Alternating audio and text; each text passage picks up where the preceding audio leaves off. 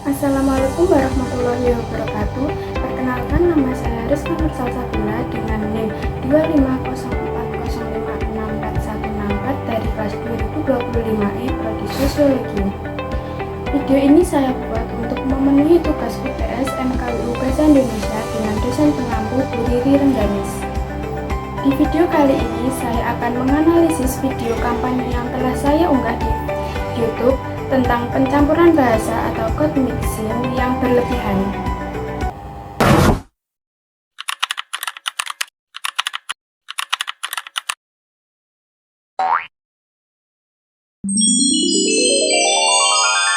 Assalamualaikum warahmatullahi wabarakatuh. Perkenalkan, nama saya Rizka Nursalsabila dengan NIM 25040564164 dari kelas 2025E Prodi Sosiologi. Dalam kesempatan saat ini, saya akan memberikan video edukasi mengenai pencampuran bahasa atau code mixing yang berlebihan untuk menyelesaikan tugas UTS mata kuliah Bahasa Indonesia dengan dosen pengampu Bu Riri Rengganis. Pernah nggak sih kalian dengar orang ngomong kayak gini? Aku tuh literally nggak bisa banget deh kalau disuruh fokus pas meeting online. Soalnya vibe-nya tuh kayak off gitu loh. Kedengarannya keren ya?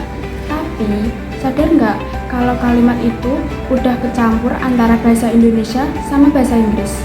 Nah, itu yang namanya code mixing alias pencampuran bahasa. Tapi pertanyaannya, campuran bahasa itu suatu hal yang keren atau malah kebablasan? Jadi gini, code mixing itu adalah kebiasaan mencampur bahasa dua atau lebih bahasa dalam satu kalimat atau percakapan. Misalnya, aku lagi healing di Bali nih, biar moodnya balik lagi.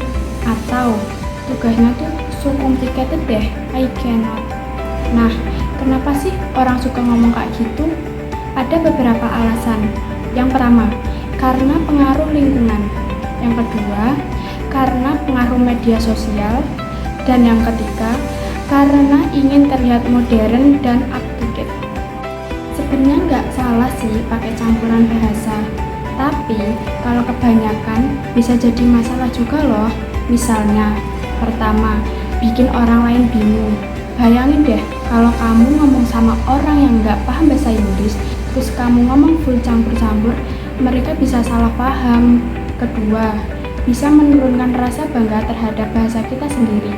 Bahasa Indonesia tuh kaya banget loh, tapi kalau kita terlalu sering nyampur bahasa, lama-lama lupa gimana cara ngomong yang benar dalam bahasa sendiri. Dan ketiga, bahasa jadi kehilangan identitas. Kalau bukan kita yang jaga bahasa Indonesia, lalu siapa? Contohnya ya, misalnya ada mahasiswa yang menulis laporan kayak gini. Penelitian melakukan observation terhadap student behavior. Padahal bisa banget ditulis dengan penelitian melakukan pengamatan terhadap perilaku mahasiswa. Simpel kan? Campur-campur boleh, tapi kalau terus-terusan tulisan ilmiah kita bisa kehilangan karakter bahasa Indonesianya. Kita jadi kayak lupa bahasa Indonesia juga bisa terdengar keren dan intelektual.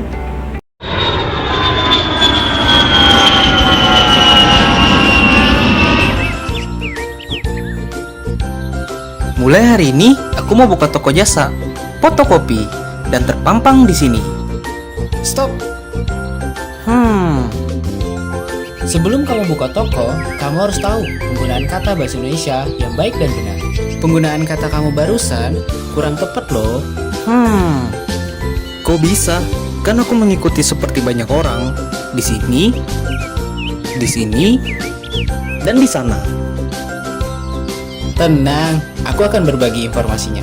Banyak sekali di ruang publik atau tempat publik masih kurang tepat menggunakan kata bahasa Indonesia yang baik dan benar. Contohnya, fotokopi. Ini adalah penggunaan bahasa di ruang publik yang tidak sesuai Kamus Besar Bahasa Indonesia edisi 5. Menurut Kamus Besar Bahasa Indonesia edisi 5 adalah fotokopi tidak menggunakan huruf P dan tidak juga menggunakan huruf H, C, Y. Sama halnya dengan apotik. Yang benar, apotek. Tidak menggunakan huruf I tapi diganti dengan huruf E. Kemudian, kata praktek. Nah, di sini kamu bisa lihat dia menggunakan kata praktek, tapi yang benar praktik. Tidak menggunakan huruf E diganti dengan huruf I. Oh, aku baru paham sekarang. Terus gimana biar aku tahu penggunaan kata itu benar? Kembali ke topik. Kamu dapat mengunduh aplikasi atau membaca Kamus Besar Bahasa Indonesia edisi 5. Nah, di situ kamu bisa tahu penggunaan kata bahasa Indonesia yang baik dan benar. Kalau gitu aku mau ngasih tahu teman-temanku. Kebetulan mereka juga baru buka toko, tapi sayang mereka belum tahu tentang ini. Nah, boleh tuh. Ayo kita sama-sama menggunakan kata bahasa Indonesia di ruang publik yang baik dan benar. Dihimbaukan untuk kita semua, masyarakat Indonesia, dapat menggunakan kata bahasa Indonesia yang baik dan benar di ruang publik. Ingat ya, utamakan bahasa Indonesia, lestarikan bahasa daerah, kuasai bahasa asing. Salam literasi. Gimana solusinya? Nih, aku punya beberapa tips biar ngomong tetap asik tanpa kebablasan. Pertama, pakai code mixing cuma kalau memang perlu. Misalnya, istilahnya belum ada padanan tepatnya dalam bahasa Indonesia. Kedua, coba biasakan nyari padanan lokal. Misalnya, refreshing artinya menyegarkan atau support system artinya dukungan. Ketiga, bangga pakai bahasa Indonesia. Nggak usah takut dibilang kuno, yang penting kita bisa komunikatif dan jelas. Ingat, keren itu bukan cuma dari bahasa asing yang kita pakai, tapi dari cara kita menyampaikan sesuatu dengan percaya diri. Itu bagian dari identitas bangsa. Kalau kita bisa pakai bahasa Indonesia dengan baik, berarti kita juga ikut menjaga budaya kita sendiri. Jadi, boleh kok campur bahasa, asal jangan lupa akar bahasa kita. Aku Rizka Nur Salsabila, pamit dulu ya.